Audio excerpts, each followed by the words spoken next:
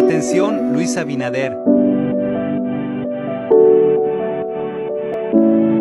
Aquí rulando yo, sentado en Nabo, y los haitianos allá armando un problema.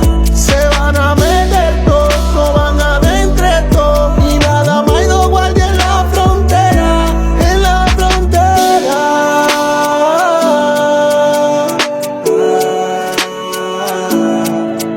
Abinader, ¿qué vamos a hacer? Si estos haitianos quieren su poder, no tienen gasolina ni que comerle. Ellos vienen pa' acá, usted lo va a ver. No se hagan ni el tonto, ni el ciego, ni el sordo, ni el mudo.